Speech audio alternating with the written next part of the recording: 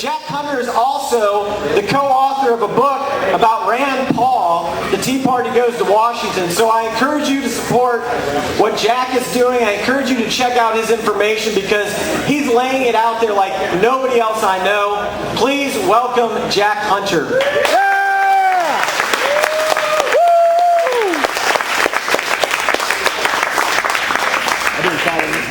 Well, Jason's awfully kind. I really appreciate that. That's very nice. First and foremost, this is my first trip to Austin, Texas. Austin, Texas is awesome. I had a fantastic time. Welcome to Austin. There's a lot of things going on right now with the campaign, with this movement. We're going to talk a little bit about that. But I think overall, the primary thing that's happening, the thing that journalists are either too lazy or too stupid or probably both to figure out as it relates to this movement, what's happening with Ron Paul, the movement he's created, is the transformation in American politics. Reporters are pretty dumb.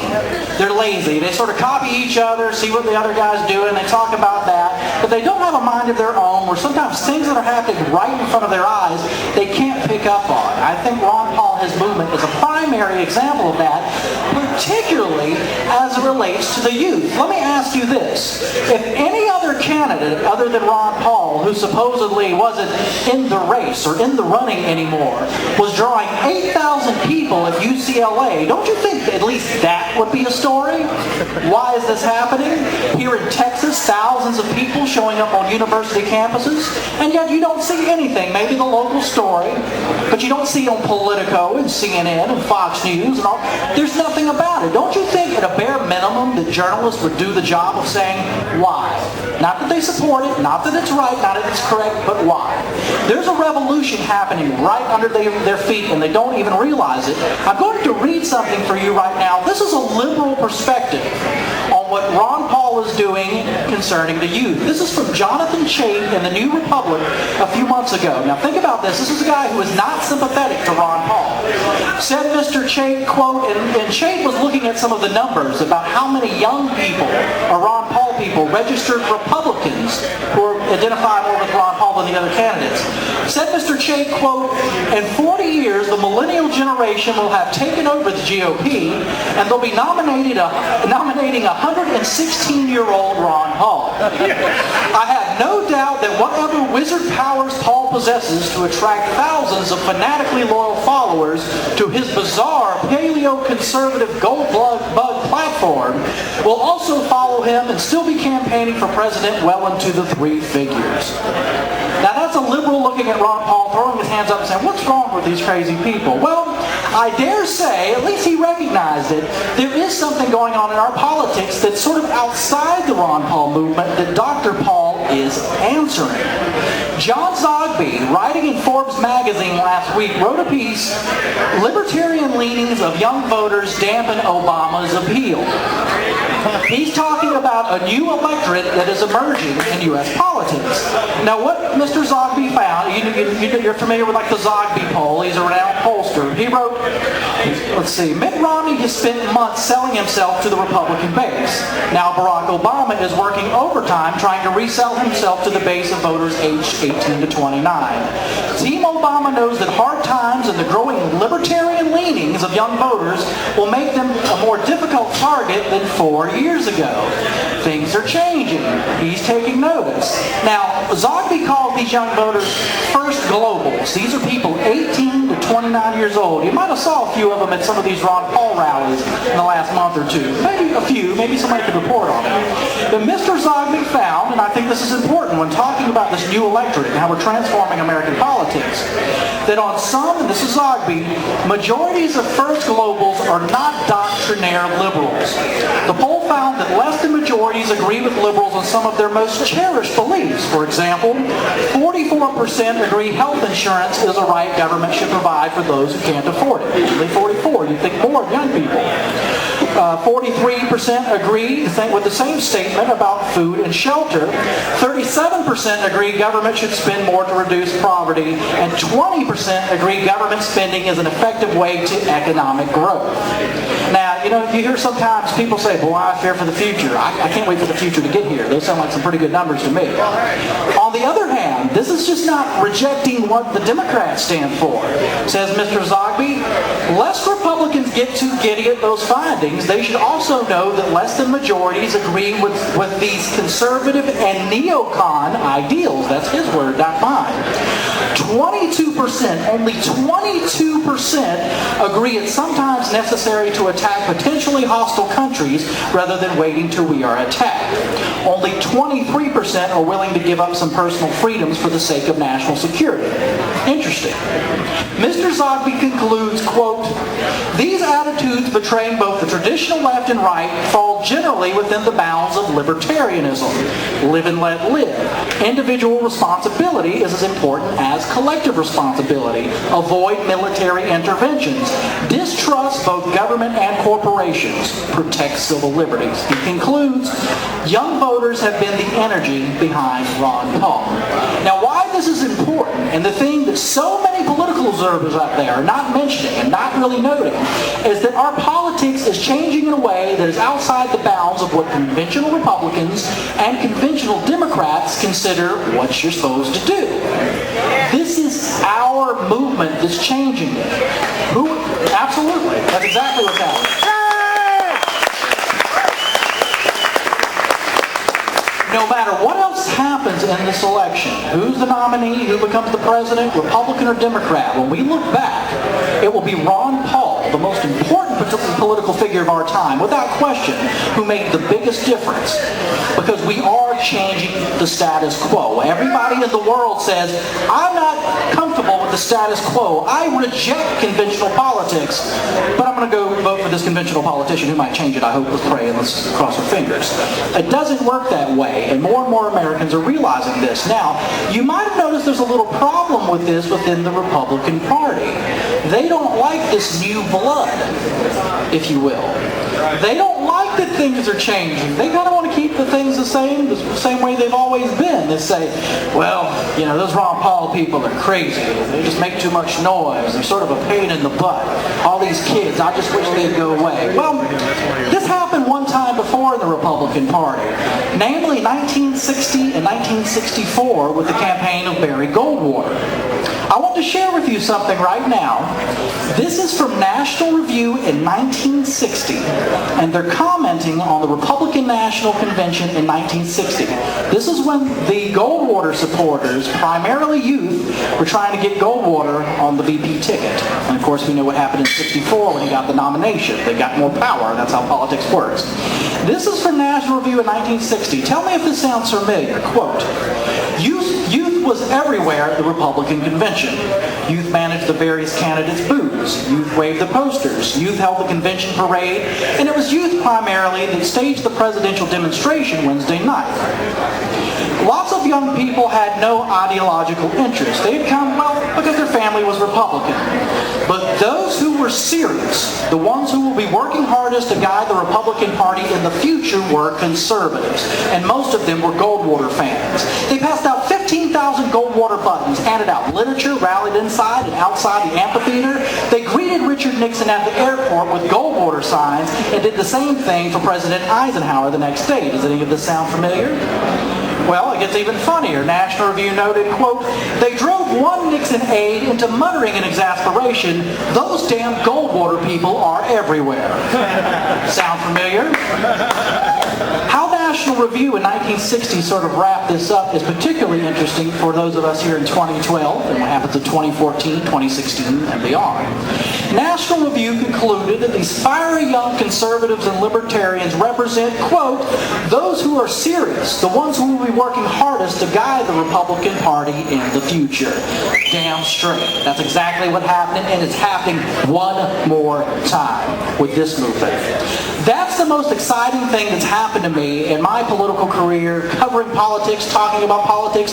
Do you remember how rotten the Republican Party was before 2008 in the Ron Paul campaign? Yes, sir. Do you remember the Republican convention in 2008 with our awful nominee, John McCain? Not our, but their awful nominee, John McCain. Joe Lieberman was given a primetime speaking slot, that neocon, big government liberal, and Ron Paul wasn't even let in the door. Well, here we are going into 2012, and the question is, wow, these Ron Paul people are going to be taking over not only the state All right. I think that's a Mitt Romney supporter back there upset the wrong thing. These people are saying, wow, these Ron Paul people are taking over the state conventions. They're taking over the party apparatus. Yes, we are. What are they going to do in Tampa? We're going to do it there too. That's the point of this movement. It's happening. Goddamn right. Take the GOP. Now, victory could be measured in many ways. Obviously, a President Ron Paul would be the best way, but that's certainly not the only way, and that's not the way exclusively that we're going to be winning beyond this election, and after that, and after that, and after that. You have many candidates inspired by Ron Paul who are starting to run. They have taken up the message, and let's face it, they would not only be not running if not for Ron Paul, they wouldn't have any support without you guys, without this movement that Ron Paul's inspired. That is extremely important.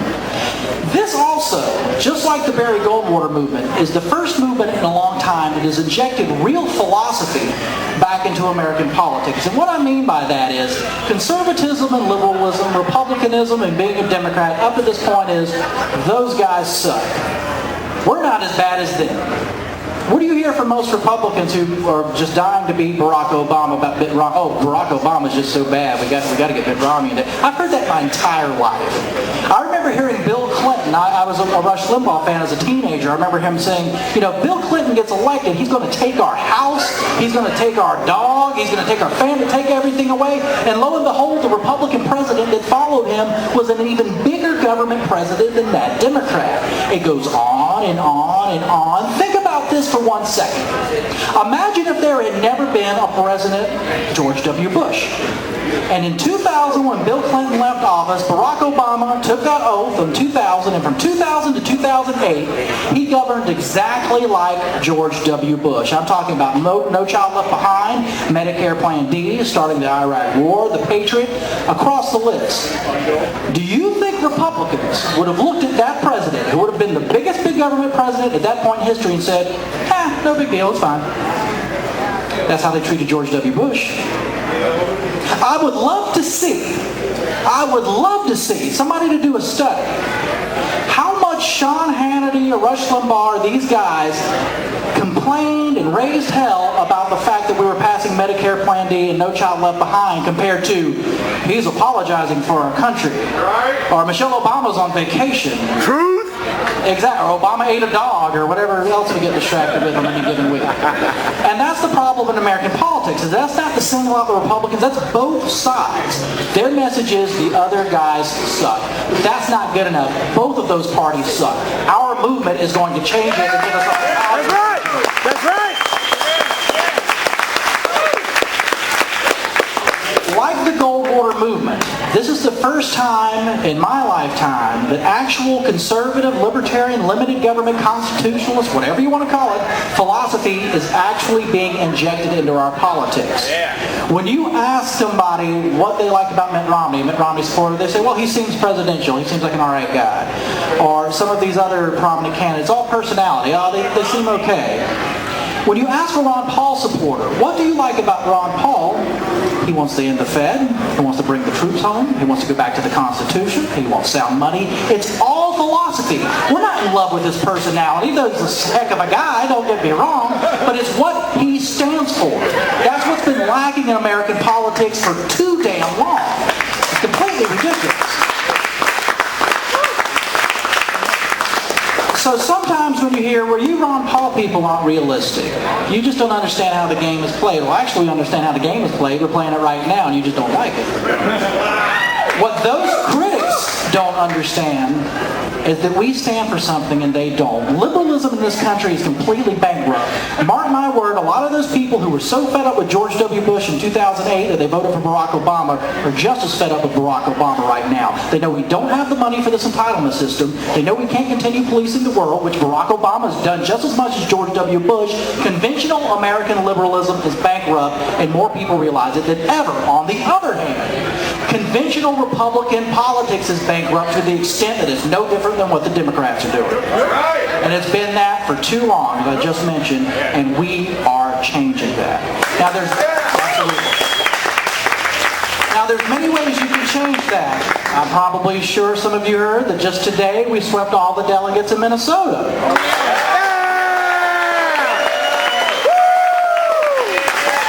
I'm sure you also heard that yesterday the nominee for the U.S. Senate there is the Ron Paul endorsed Kurt Bills. He won the nomination. That's going to be the chaplain. Revolution! Absolutely. I'm sure you've heard about a guy in Kentucky who's running, and let's keep our fingers crossed for him Tuesday. He is a real Ron Paul Republican. Thomas Massey needs to win that race.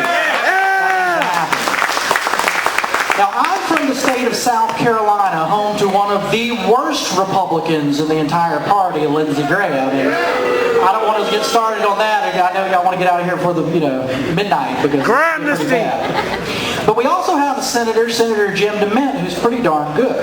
Yes, he is. Now, I've worked with Senator Jim DeMint, full disclosure, just like I've worked with Senator Rand Paul. Here's a guy that, didn't do everything perfect during the Bush years. He did a lot of things wrong, a lot of things I disagreed with. We've actually discussed it.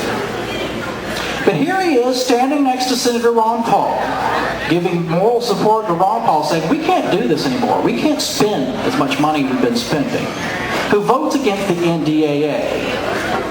Who votes to defund Iraq war funding. A lot of people don't realize about Senator DeMint. Now, the reason I bring that up is, here's a guy who's beloved by the entire conservative movement. He is a hero. And he is far closer to what Ron Paul espouses than he was a number of years ago. He'll even admit that. Why? Because we're where the ideas are. We're where the genuine conservatism is. And a leader like Senator DeMint recognizes that. I'll give you another one. Mike Lee out there in Utah. Now, he's a new guy. Is he exactly like Ron Paul? No, but is he pretty close and standing up there with Rand Paul 99% of the time? Yes, he is. Those are other indications of victory. Just like what we did in Minnesota and Louisiana and Maine and Iowa and Washington State and some of these other places where we're going to get a lot of delegates, a lot of support, and take over their parties, influencing these politicians who are genuine in their principles but might not have agreed with us at all the time. The degree that the Republican Party, the conservative part of the Republican Party, is coming our direction is encouraging. Those are just as much victories as anything else. Look at this race you're having here in Texas. I understand you have Mr. Glenn Addison, who's a very good candidate for Liberty. I've endorsed, you might not agree with this, Ted Cruz. Ted Cruz, I think, is a very good candidate who will stand next to Senator Paul and those guys. Hey, Ron Paul, Rand Paul, Justin Amash, and Young Americans for Liberty, I think they have something there. But once again, we're in a party now, or a conservative movement, where we can even have these disagreements. In Bush, it was a wilderness. There was nothing. There was nothing between 2000 and 2008 for people of our perspective. We can even have it. Well, we've got 2 or 3 candidates in a race where we can actually discuss this. That's pretty amazing. That is a revolution. Think about this for a second. A lot of people say that the Ron Paul revolution started in 2007 with that spat between Rudy Giuliani and Ron Paul over blowback. Do you remember that? Yes, sir. And Rudy Giuliani said, you're anti-American or whatever he said. He's Rudy Giuliani. And Ron Paul didn't back down and further explained blowback. The head of the Iowa Republican Party at that time, the next debate was going to be held in Iowa, said that Ron Paul does not belong on that debate stage. He should not be there, and basically just wrote him off.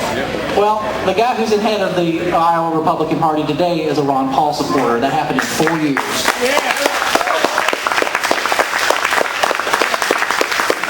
Think about the revolution just in something like that, and that's happening every single day. I try to document this and blog about it as much as I can at the Ron Paul campaign website, all these minor victories, because they add up to a larger victory.